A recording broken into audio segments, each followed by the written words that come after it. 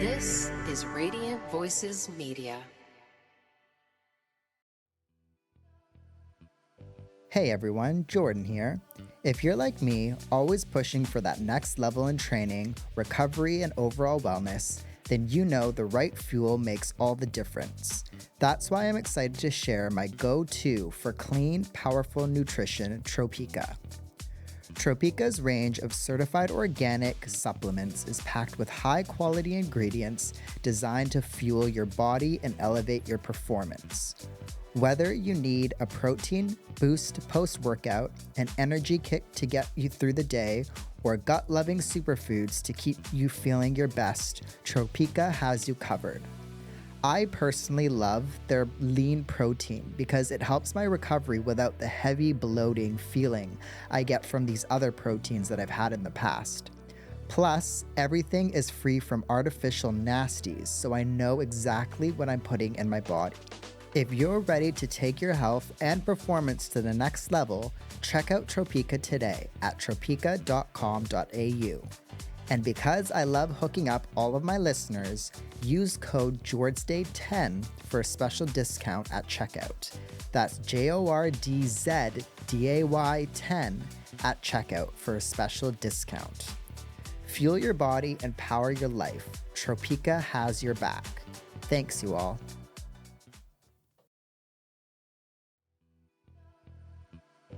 Hey everyone, I want to tell you about a brand called the sunglasses made by runners for runners. Born in Sydney, was built with one goal in mind: to create sunnies that actually keep up with you.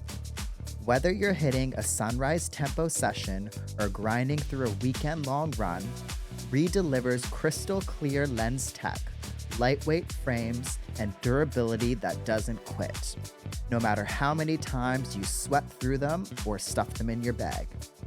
They offer a range of lens shades and technology to suit all conditions.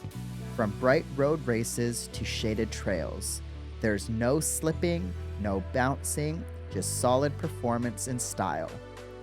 So if you're tired of sunglasses that can't go the distance, it's time to rethink your eyewear. Check them out at reyourrun.com.au and use code Jordan10 for a little something off your first pair. That's code Jordan10 to save yourself 10% off your first pair.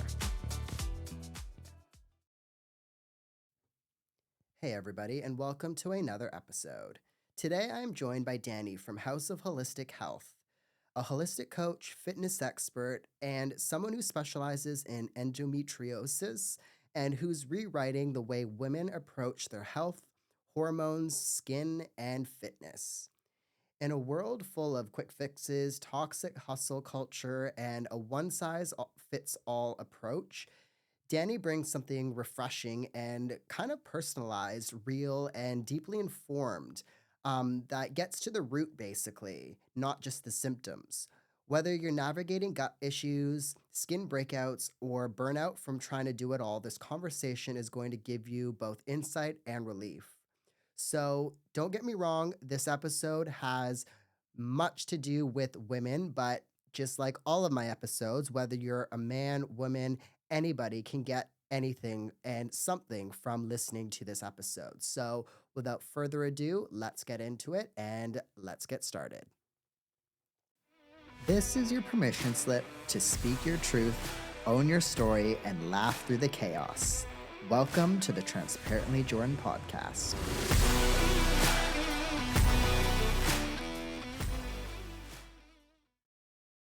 Perfect. Well, thank you again for coming on. Welcome. Um, Again, I quite like people like yourself who have a podcast. It makes it so much easier. But thanks, Dani, for coming on.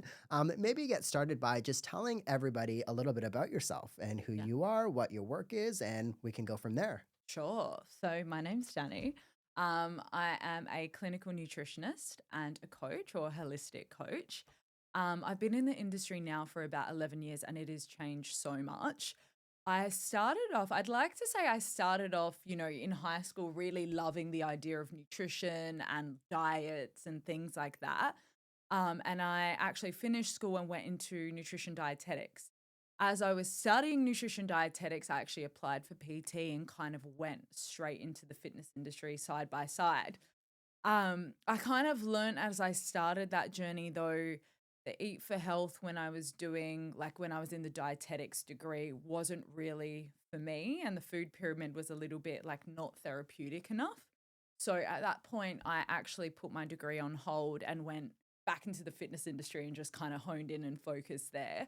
And obviously, as you would know, being in the gym as well, it's then to now, 10 years ago to now is so, so different. There wasn't a lot of women in the gym. Well, there were, but it was more cardio. It was less like weights, like everything was super, super different. So really focused on that. Absolutely love that. And part of my story actually is at 21, I got breast implants. So that was like the peak of like bodybuilding and, I wanted to compete and all of that. And then essentially what happened is I started to get really quite unwell.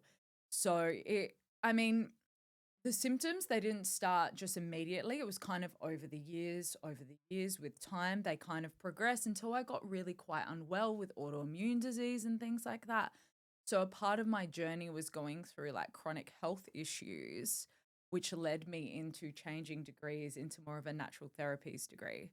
So yeah, because of that I really wanted to find like the root cause, because a lot of the answers that I was getting in the like a Western medicine system was, you know, there's no reason why you should be sick from breast implants. We don't know why you're unwell. We don't know why you've got chronic gut issues, bloating, all of these issues. So, and me being me, I'm like, well, that's not good enough because I feel like absolute crap essentially. And I wanted to find the root cause. So, anyway, long story short, I started studying nutritional and dietetic medicine, which is a little bit different to dietetics at Flinders, which is a regular university. So, we studied gut health, we studied hormones, we learn about nutrients and nutraceuticals, so very similar to naturopathy.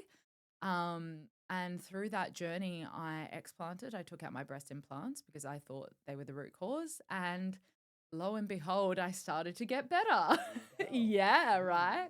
So with that, and then a lot of like gut health, and I had a mentor after I finished my degree, and I essentially worked on healing myself, and I want to do the same with others now. So very passionate about it. There you go. And like one thing that I find very interesting that we had a chat about earlier Mm, is Western medicine. Like, I feel like it's very rigid, right? When you go through something like what you did and you can't find answers with Western medicine, a lot of the time it's because they go by research or they go by what they know and they don't take the alternatives into consideration, mm, unfortunately.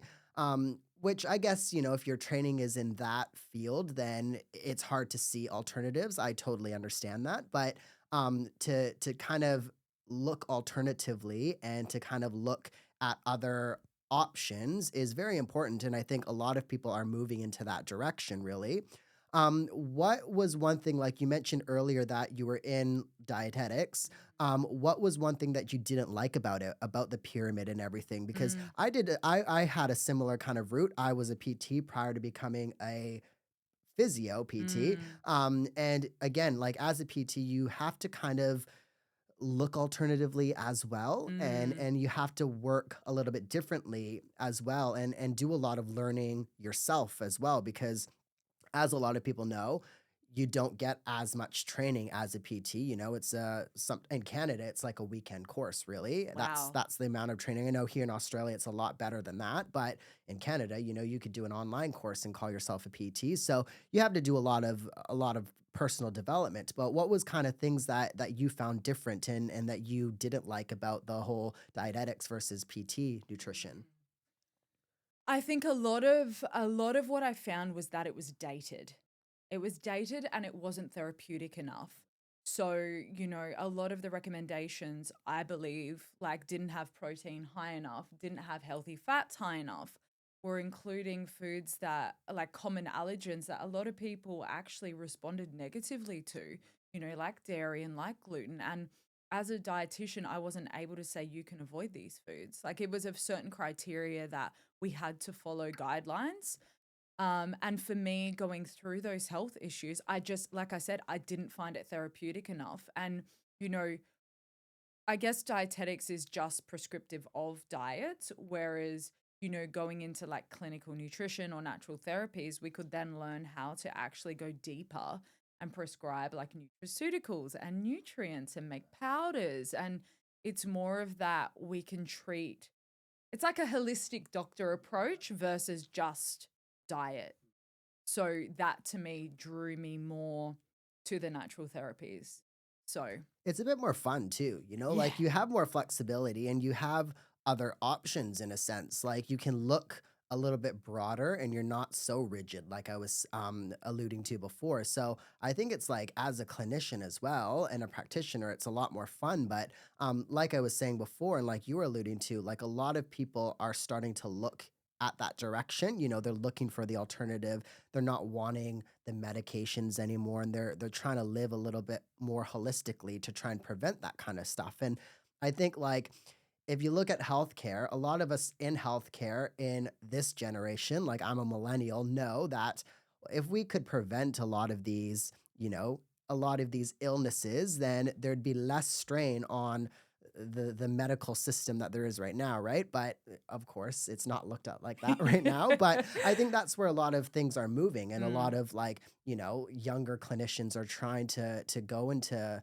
their practice, even as a physio. Like a lot of it more of it is now injury prevention versus like injury rehabilitation, because if you can prevent injury, it kind of helps you continue your sport or continue your activities. And a lot of physios now I think are getting into that, which is great. But absolutely. what are some key things that you, I guess, specialize in, or that you Mm, kind of love to work with now? yeah. It's interesting you say that because preventative health is like the main thing. And I notice, I guess, in the system, one of the biggest things is asking why. Why? Why do we have these conditions? Why are they presenting? What are the causative factors? And that is kind of what is missed in the conventional world. Why do you have this? We don't know why, it just happens. And, that to me wasn't enough.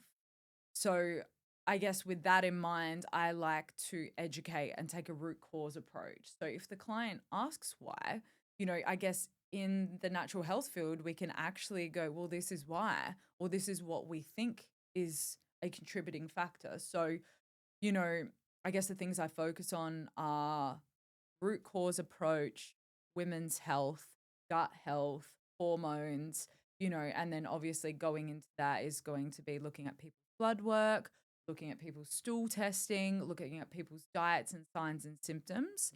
And especially because so many people that present really do suffer a lot of gut health issues and digestive issues. And I feel like when they go through the conventional system, they're just not getting the help that's required, and they're Yeah. not getting better and they're getting frustrated. Yeah.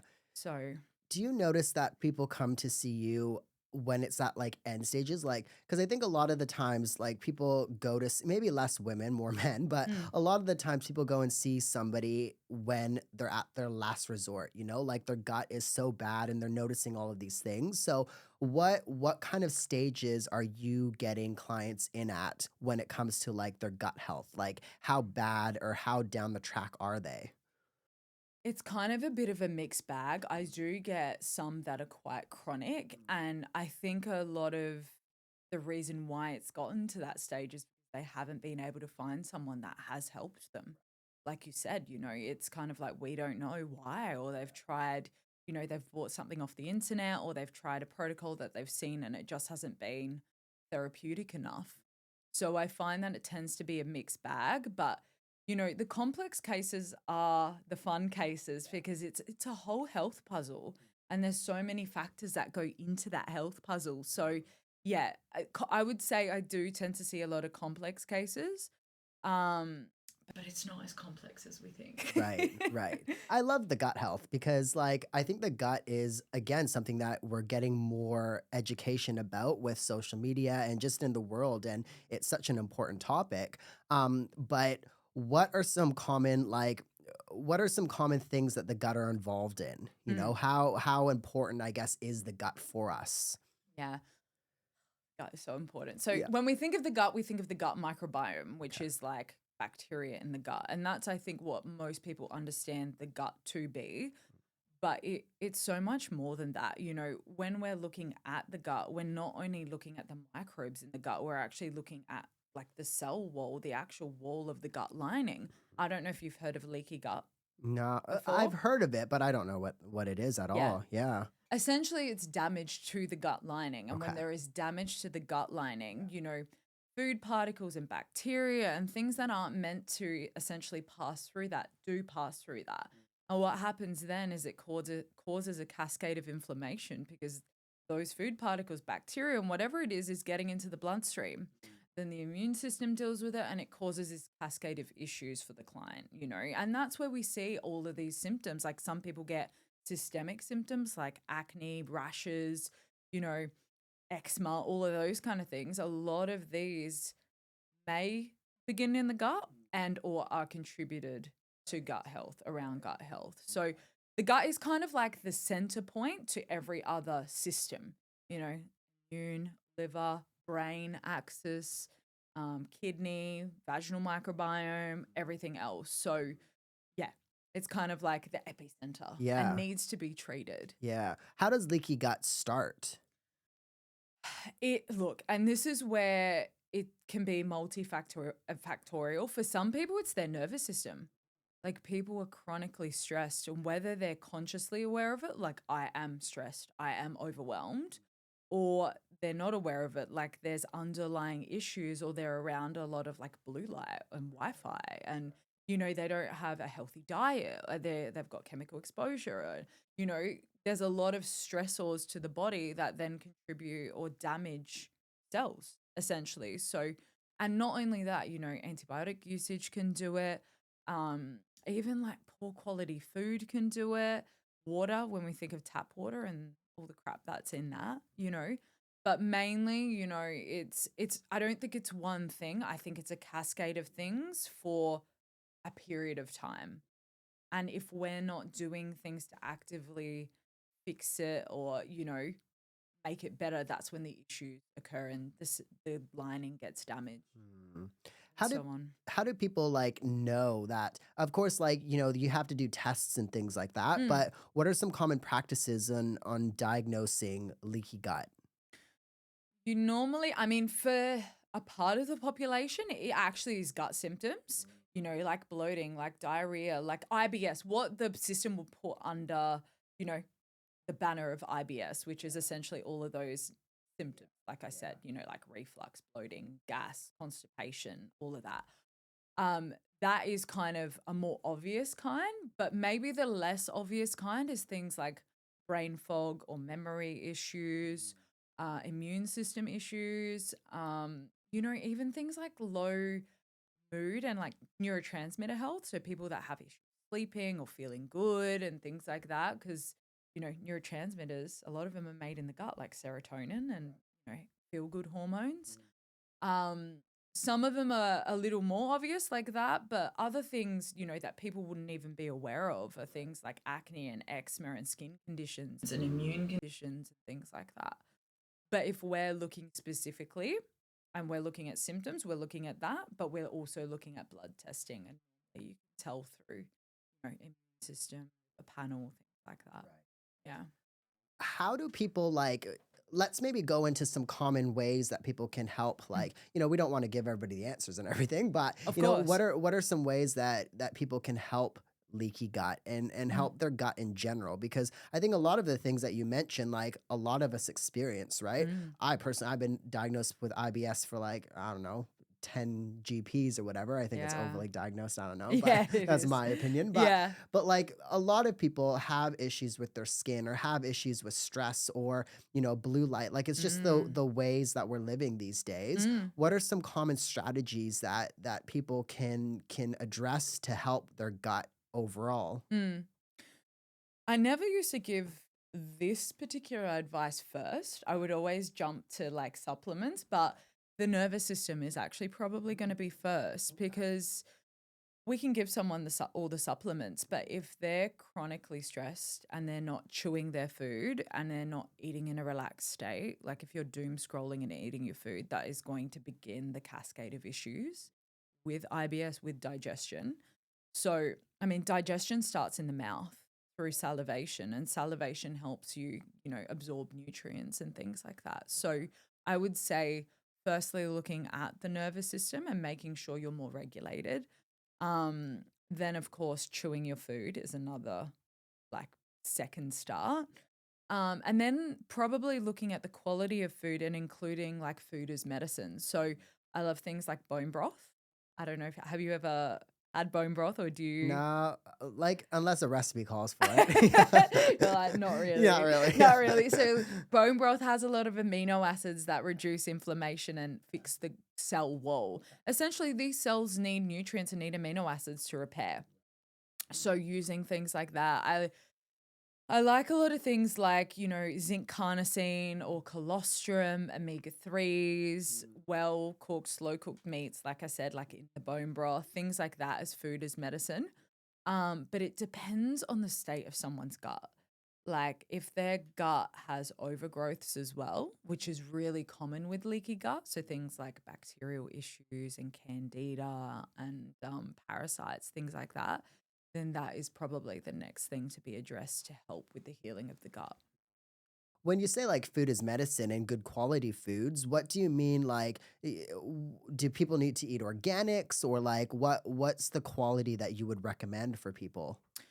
Look, it's going to depend on availability, finances, and that. Obviously, if we can eat as organic as possible, that's great. Or even going to markets and getting food fresher, that's going to be fantastic. I don't know if you've heard of the Dirty Dozen and the Clean 15. Yeah, Yeah. yeah. Uh-huh. So like commonly sprayed foods versus less sprayed foods, thicker skins, things like that can help with, lowering chemical load. Um, so that probably would be more of a start. And then probably just food selection, less processed food, less seed oils, um, sourcing like good quality fish if you can, source it and consume it well.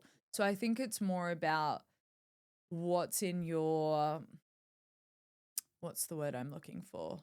Like what's in your availability for you to do at that point? Because it can get quite overwhelming for people, you know? Because I think it's easy to sit here and say like, oh, only eat organics and only like Mm, me as a 30-year-old single male. Yes, I can afford to do that, but I can totally understand how a family of four, with two young children and all of these activities can't. Like absolutely. I totally understand that. And like I'm of privilege to I just need to feed my cat and my dog. Like it's I think like eating as good as you can is probably more beneficial, I would assume, than like, needing to go to the farmer's market and only buy organic, pesticide free, this and that. Like if you stick to the dirty dozen and, stick to the core roots, I think that's Mm, probably a good way to start. And absolutely. from like people like you who have come on, I think like if I've got anything, it's that essentially. It's Mm, trying to just be as good as you can be. And like I also think if you scroll through and you doom like scroll, everything that you eat is bad apparently these days. yeah, So yeah, like really, I mean, how much harm are you doing? Like because apparently everything is bad. So yeah. um, but what are some examples of like how gut health can kind of transform people? Like, I Mm, know, like you've mentioned so much, like the skin and these kind of stuff, mm. but like, how does the gut, I guess, transform people's and benefit people, basically? Like if they heal their gut. Yeah, yeah. I mean, if I use myself as a comparison, then to now, like I was struggling to get out of bed. I was struggling, like my memory would go. I would forget, people's names, or I'd walk into a room and go, okay, why am I here? I've forgotten. So if we're just talking about general vitality, brain health, that is probably one of the biggest wins.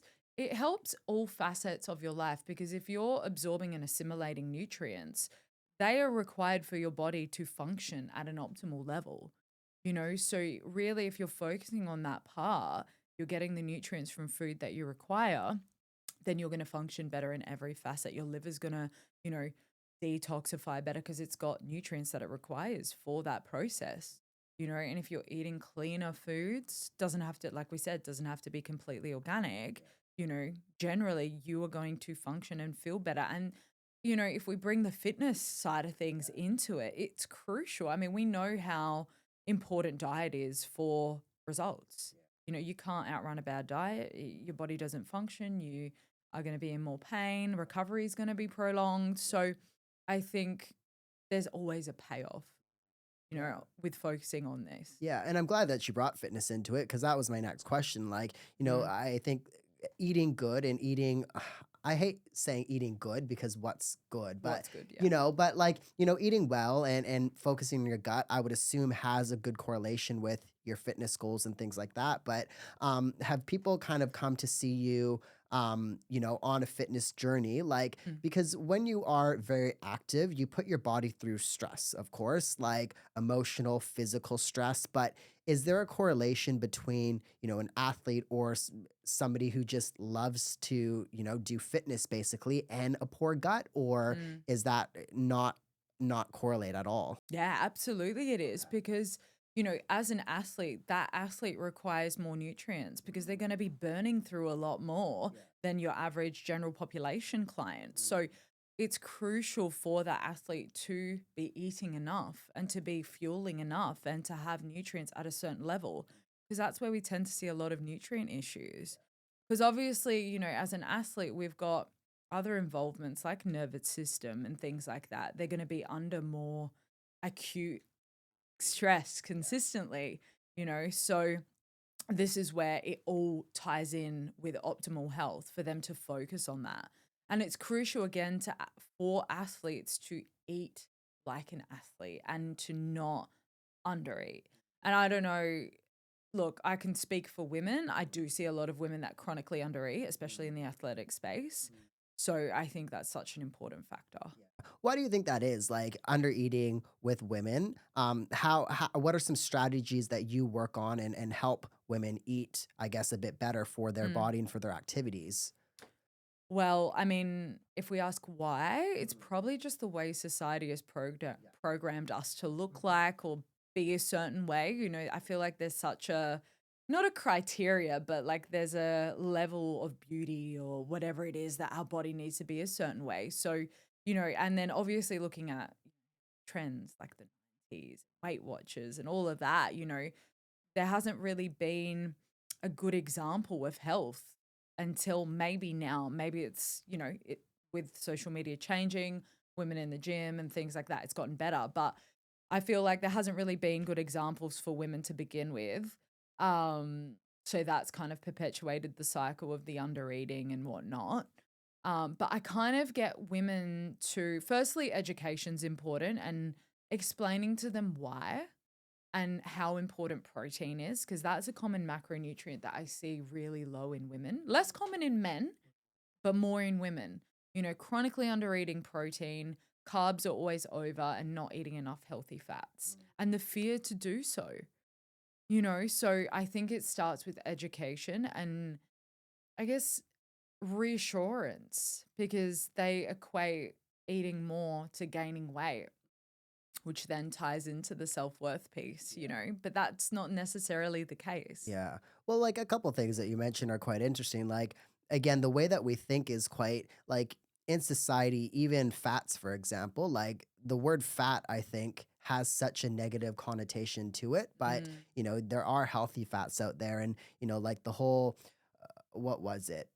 Butter versus like margarine and all of that, like Mm. saturated fats. Like fats have changed and it's been kind of like an up and down battle over the years. And I think now we're getting a lot more educated around it and people are starting to realize, well, actually fats are good for you. They give you some good things that you need really. So I think like education is key. I appreciate you that you mentioned that. But what are some ways and some changes over the years that you've seen in the fitness industry? Because you've been in it for a while, and again, it has changed dramatically, really. So, Mm. what are some key things that you've seen? I guess maybe with women in fitness, Mm. and just in general. Ugh. I mean, 10 or 11 years ago to now, it's chalk and cheese. Like if we go back then, I mean, a lot of women were just doing cardio. It was a lot of like Les Mills classes and, like treadmill and scared to lift weights because weights make you bulky kind of thing. And then maybe it progressed and maybe it was social media because, we changed kind of ideals. I think honestly, maybe it was Kim Kardashian and like the glutes and, the fuller kind of body types that maybe encouraged a lot of that look, which maybe changed the fitness industry. I don't know. But I think it's transformed a lot to now where women are pretty aware that they should lift weights. And they do, and they're not fearful. But I think what needs to change is the food dialogue. So a lot of women now, it's not as common that women are afraid to be bulky. Like I feel like a lot of myths have been busted in that kind of criteria. But I think that yeah, the major change that needs to happen in that whole industry is around food. And I think I've mentioned this, I believe, a couple of times, ladies that are listening, like, and I'm sorry to call you out, all of the males out there, but like, males have been like training for years to like be bulky and like can't even get, the physique that they want. So like, it's probably you lifting like, some heavy weights is probably not going to, g- get as much bulk as you think. But that's just my opinion, I guess. But Totally, totally. It's not um, that easy. what kind of approach do you have with like personalizing people's programs? Because of course everybody, sorry, is individualized, and I think women in particular have so many other things to think about when they're training for weights Mm. and eating and things like that. So what are kind of things that women need to be aware of when they are strength training and when they are trying to start this fitness journey? Mm. I mean, the menstrual cycle is probably like the first thing because we're on a different hormonal cycle to men. Men are on a 24-hour hormonal cycle with testosterone. We're on a give or take 28-day hormonal cycle. So we feel different every single day. And that those hormonal fluctuations, it impacts how our body metabolizes carbohydrates at certain times. Like, for instance, if we have just finished our period and we're on the way to ovulation, we can uptake carbs a lot better. So we're more insulin sensitive. But after we ovulate, leading up to our cycle, we're more insulin resistant.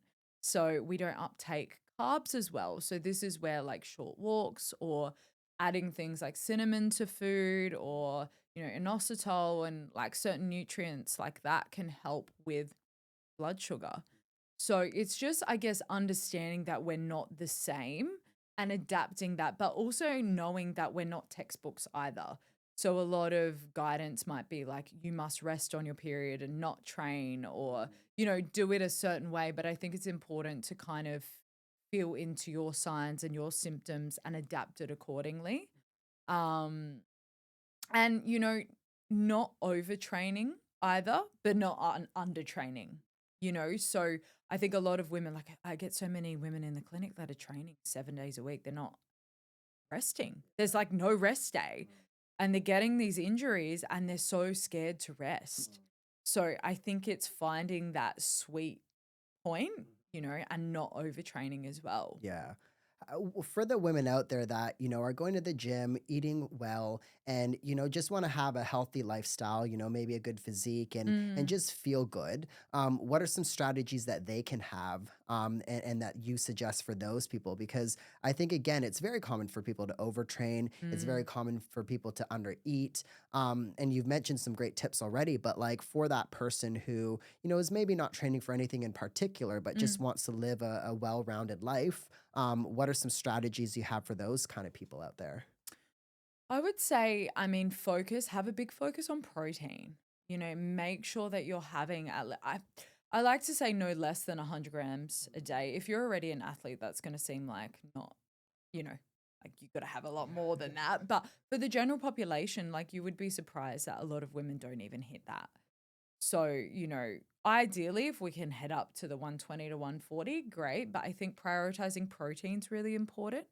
I think as well, making sure that you're again not overtraining, but focusing on quality intensity of your current sessions, and output and training with intention, and really asking yourself, why am I here?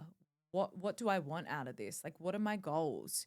Am I just hyper fixated on physique and aesthetics, or is it deeper than that? Am I focusing on health? And I always say to clients, like, look beyond physique because that it's a very emotionally based goal. and it's not focused on other metrics. Have a performance based goal in there, have a health metric goal in there as well. So you can kind of feel like you're progressing slowly and build habits towards that. So I think focusing on your why, focusing on protein, and I think sleep and rest and recovery is really important as well. I think a lot of women don't sleep enough. And they're scrolling at night and they're only getting, 7 hours or under. Sleep is the free, underrated tool that everyone should be utilizing, and I think the earlier the better. Like, I used to be a person that used to go to bed at like 12, really late. And now I'm like a 9 p.m. in bed person and I've never felt better. So I think really prioritizing your sleep and recovery is really going to give you the results that you want. And I love what you mentioned about goals, having your why and like I think again, you don't necessarily need to be training for an event or anything. Like Mm, it helps you stay focused and stay accountable. And everybody, I believe, should have a goal. And especially like I think a lot of people that go to the gym 5 days a week or even 3 days a week are, I feel like, self-driven and are, a driven person that wants to better themselves. And even if you don't have that mindset, but you still want to be, the best version of yourself, then I think a goal can help you do that really. How do you get people to like goal set? Are there any strategies that you work on with people? Because it is a hard way, I guess, to have people think, especially if, somebody is just, a 9 to 5 worker and again just wants to go to the gym to stay healthy. It's hard to get them to think about goals and mm. what they want and their why. But what are some strategies that you have with goal setting for clients? I would kind of help them by categorizing it a little bit. So a lot of people will come to me and say, I just want to lose weight, which majority of people, it's such a boring goal, So I think it's about question asking and getting deeper. Why? What does that mean for you? Like, will it mean that you can run around with your kids on a Sunday afternoon? Like, will it mean that you can, you know, be a fantastic role model for them too? Or does it mean that you will generally just feel healthier? So I think attaching some meaning to that is really important. And then, if they're aware of performance based goals, getting them to set something performance based. I want to be able to squat this much or lift this much or attend the gym this many times, and of course, because I'm in the health industry, like a health based goal too, whether it's gut health, menstrual cycle, whatever it is, I think that's really important. So I think categorizing it tends to make it a bit more, you know, interesting. And if their why is strong, they're more than likely to going to be able to keep on it. Because that's the problem. People are like, I'm not motivated, but motivation comes and goes. You know, it's not going to keep you there at 6 a.m. in the morning. Yeah, I know, right? you Like know? it's hard to get up at 5 a.m., but if you have a goal or something, like again, it helps you stay accountable, right? Mm, And it's easy too to continue and stay consistent because let's say you've hit that goal, like you've already practiced, and I think that's the hardest skill, at least that I see in physio land or like just in back to my PT days is creating goals because like a lot of people don't have those whys and like you were saying, oh, I just want to lose weight or I just want to gain muscle or this and that. And it's like, mm. okay, we can do that, but like, why? Why do Because you want?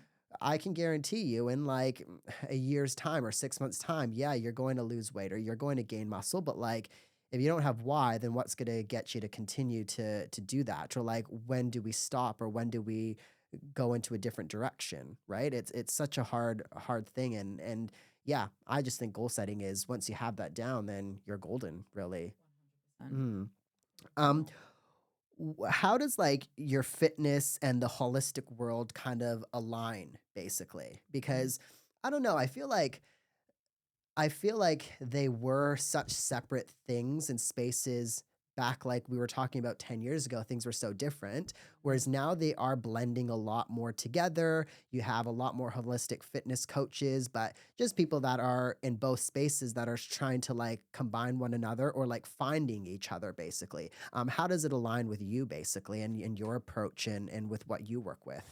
I think it aligns because of my own personal experiences, because I started in the fitness industry and then I experienced all these symptoms. And then I started studying the health industry and I thought, hang on a sec, why can't we combine the best of both worlds where one focuses on like performance and aesthetics, and the other side focuses on health and longevity, and ultimately combining both worlds, I believe that the person can not only look great, perform great, but feel great, because it was common to see a lot of like, I was more so like bodybuilding and things like that. But in that world, people looked great, but they didn't feel great.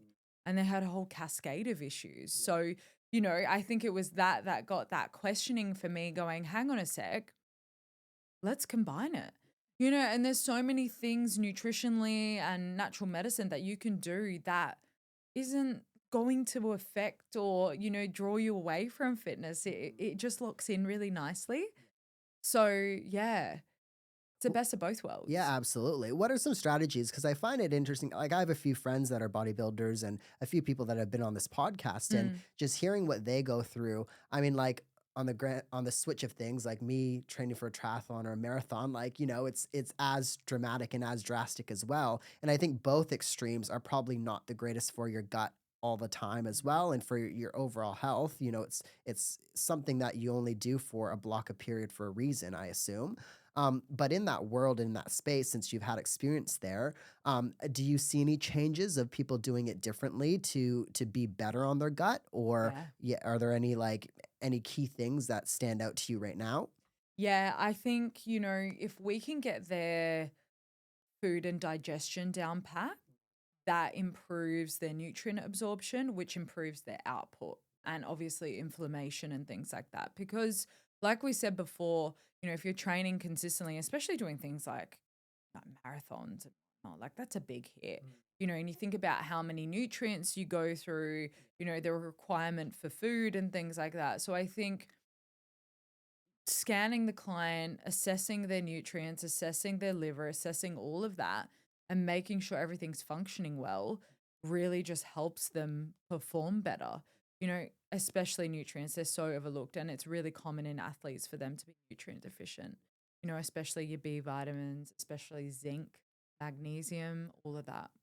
How do you get I'm curious about how you get women who, let's say, are super busy, like they have just such a busy life going on with a Mm, job, they have children, they have a family to manage. They're doing a lot, but they're also wanting to stay healthy themselves. Like, I think a lot of the mm, time moms sacrifice themselves, mm, for their family. But what are some strategies, or what are some ways that you help women in that aspect? Because mm, life gets in the way sometimes for all of us, really.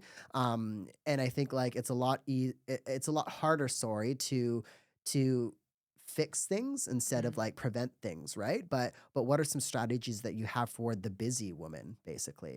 I always like to start with the lowest hanging fruit or one thing. If we can do something that's going to be minimal effective dose, for some busy women, that's actually eating breakfast, or taking a magnesium supplement, or, having cod liver oil in the morning with your breakfast, like things like that, like really honing in on what their presenting symptom is, whether they're having sleep issues or they're having, they're chronically constipated or whatever that is, and really kind of honing in and get them to just one thing, one thing, one thing, because you can't get a busy woman with kids and, work to do everything because they're going to feel like a failure if they can't hit it all. So, one thing at a time is normally something that gets them or keeps them on track because it's not adding too many tabs to their already busy brain. It's an easy add on to their routine. So I really think simplicity is important, and obviously with social media, we've got too much information getting us to do too many things, try this supplement, do this routine, 10-step morning routine. But in reality, who's got time for that? It's too complicated. And I get a lot of people coming in going like, I'm overwhelmed. There's too much information out there. So I think it's important to just really simplify. And the more that you do, the more potential for failure. You know what I Mm, mean? Like, if you keep it simple, like I think a lot of the times too, we try and recreate the wheel, and we try and like oh, try this new thing because it's supposed to be, but like a lot of these older ways or these things like are not broken. So why try and fix it, right? So like I like that. Keep it simple because again, like if you keep it simple, you'll be potentially more successful, but also like not as hard on yourself. Like if you fail, like the first thing that you're gonna do is want to quit or like feel like a failure. But again, if you're trying 100 different things, then yeah, not all of those things are gonna work. You're gonna fail more.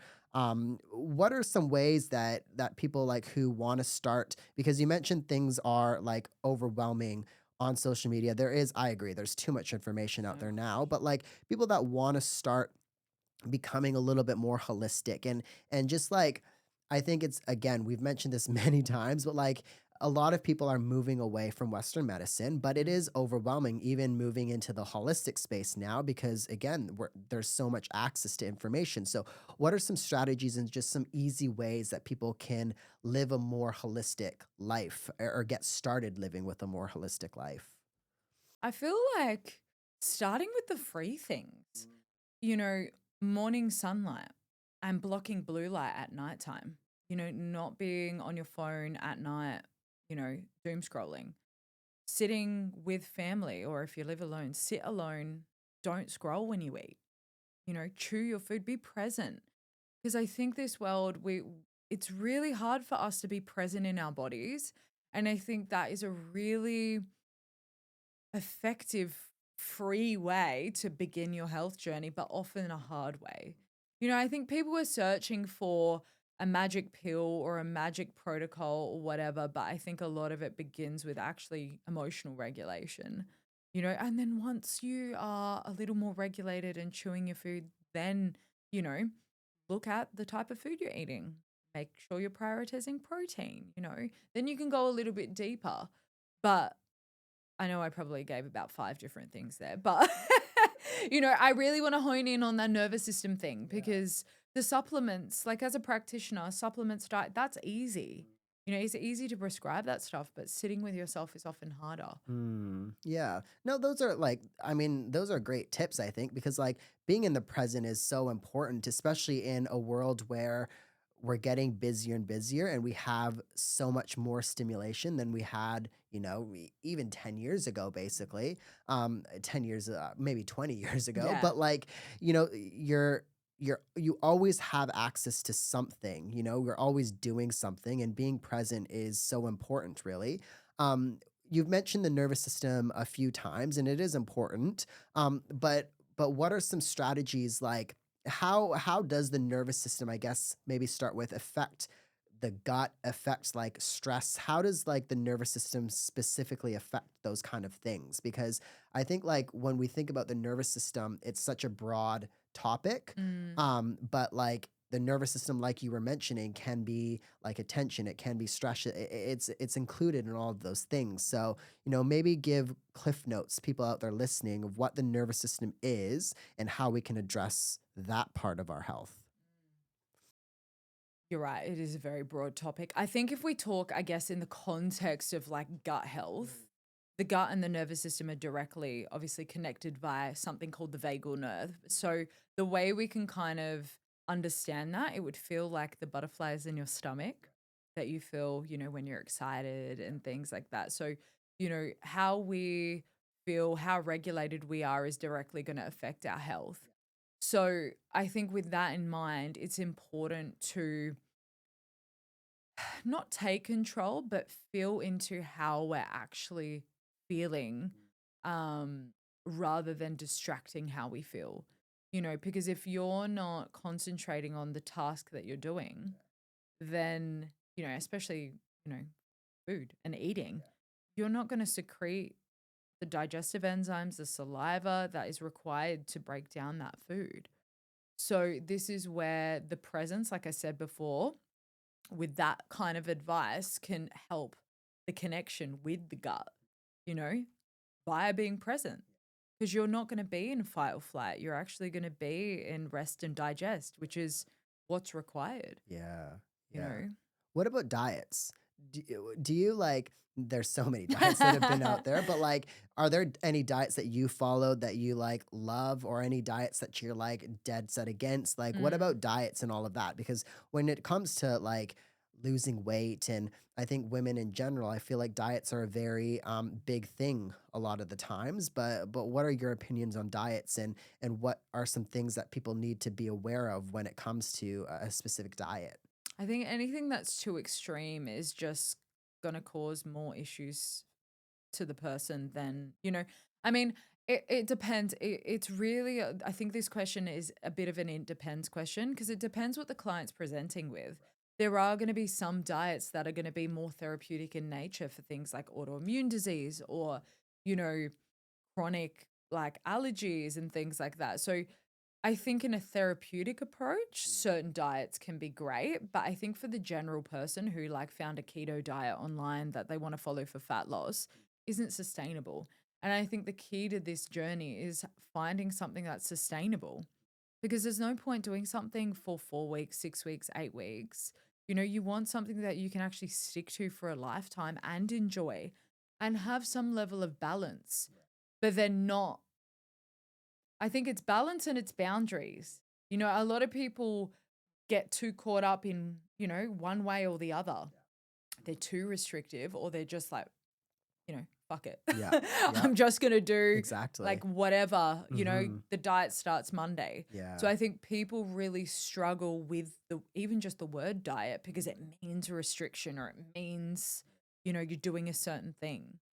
So I think it has to be sustainable. Right.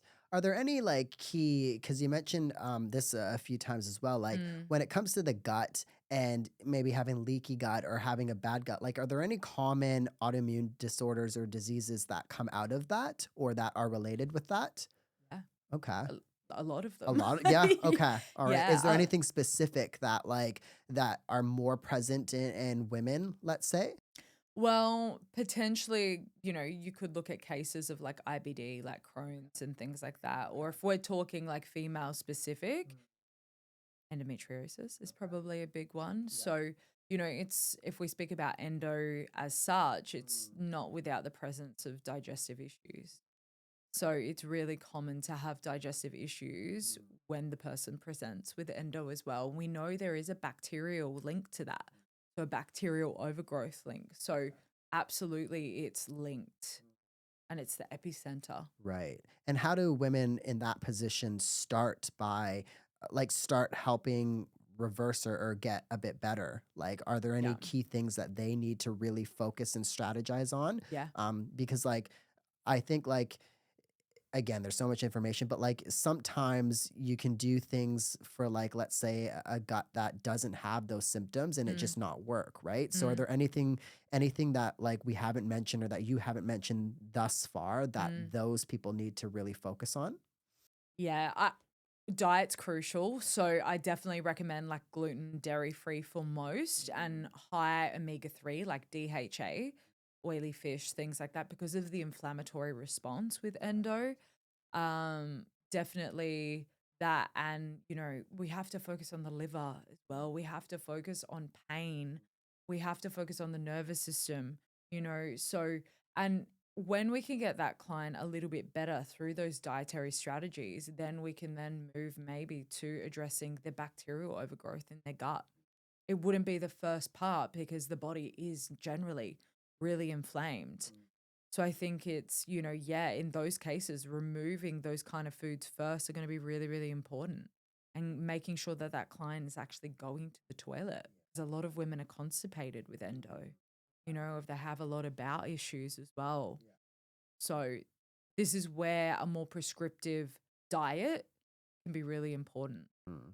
Yeah, and I guess you probably like women like that need to look at it a bit differently, Mm, because like I was mentioning before, diets are probably good in some instances like that, where you do need to be restrictive, but like the average person that doesn't need to like focus on, that extent of it, it's just going to be I guess not beneficial in the long term because, they might spiral out of control or whatnot. But I'm sure if somebody who has endo, like, is that a long-term thing? Is that something that they can reverse out of, or is it generally not? It's complex. Like endo's very complex. We're looking at something that's, an inflammatory condition. We're looking at, an immune system involvement, bacteria, gut involvement, trauma involvement. So, yes, people can get their symptoms a lot better and potentially get into remission, but it does take a lot of work and a lot of unraveling. Yeah, and I guess people like that who are in that position are a bit more driven to do that, hopefully, because Mm, if it is something that you need to constantly work on, and you don't like, who wants to have symptoms, again and again, and that's where I guess somebody like you yourself kind of comes into the picture, because a lot of people are probably a lot like more chronic and haven't addressed it in that sense really, and haven't like, if you only look at it one way, I think you're missing all of these other aspects of it, right? Like if you're only looking at the skin, or you're only looking at this and that, then you're missing a lot of other information out there basically. yeah, 100%. What about like intuitive eating, that term? Because that term comes out a lot. Is that something that you use? Is it like, what's your opinion on intuitive eating? I think most people don't actually understand numerical value of food, like the concept of what's actually nutrient dense for us. Like maybe on the surface we do, but I think, oh, it's a very nuanced topic because maybe for people that, might have a really negative relationship with food, might feel better in some more freedom around it. But then how much freedom is too much freedom? Like, is that person then like giving themselves permission to eat, you know, unhealthy, which if they have a health condition, then that's going to make it worse. And you do need boundaries with food. So I would say it kind of depends. It depends on how aware that person is of, the nutrient value of food. Have they ever tracked their food before? Do they understand how much food they're meant to be eating? Because again, a lot of women undereat. So is it a banner for undereating too? It's a very, it depends scenario. It depends on the client. Yeah. I like that because like I think health literacy and just literacy in nutrition is like, I think if you're somebody who's in the field, like I remember I used to, oh, maybe I was 19 or 20, like I tracked everything, I weighed everything, like I was so rigid with Mm, it all. And I think like that was bad in its own way, but it was good because I learned a lot about, what I need, about nutrition, about like, the value of food basically. So I think like intuitive eating for me means something a little bit differently because I can, if I have a Kit Kat, like I know essentially what the rest of my day has looked like I can make those judgment calls. But I think like a lot of us unfortunately just don't learn this in like elementary school or high school, or like the value of food. It's not a topic that comes unless you've taken like a uni course or whatever, which not everybody does. And I would say like more people don't than they do. So mm, I really like that because it's with all of this information that's out there, it's also like easy people like getting incorrect information about intuitive eating and yes. and this and that. Yeah.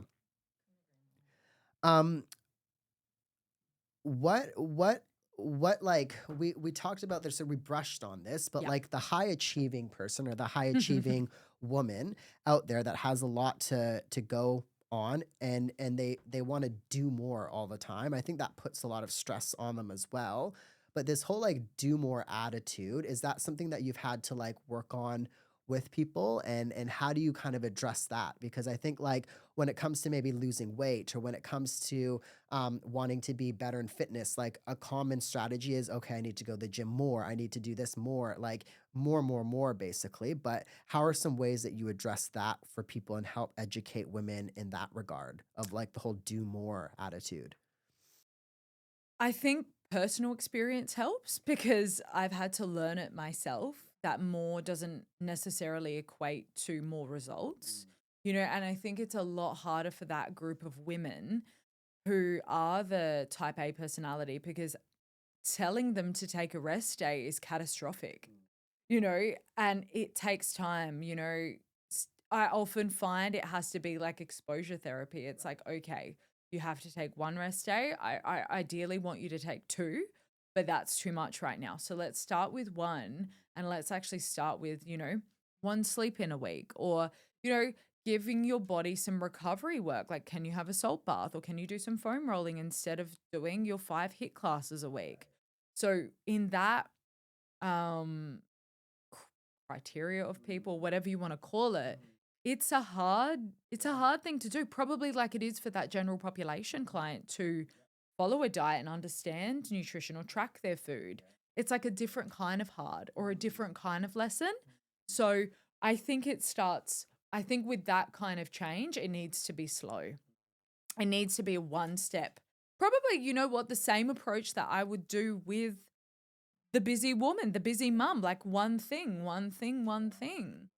So then how do people tell the difference between needing to push themselves and then needing to rest? Like what are some key things like you hear clients come to you and say like, "Oh, this is what I'm noticing." Like what are some differences and some things that you hear people say Mm. that gets you to tell them, "Oh no, you need to like push more," versus like you need to rest more?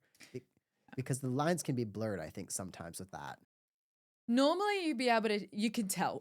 You could tell in signs and symptoms, like they've lost their menstrual cycle, they're not sleeping, they're running on adrenaline, there are a lot of signs and symptoms there. They're chronically nutrient deficient, things like that. But for them, it may not be so obvious because you get used to your body. Your body's fantastic at adapting to things, right? So they may not be able to point it out, or they know deep down that they should, but they're afraid to do so.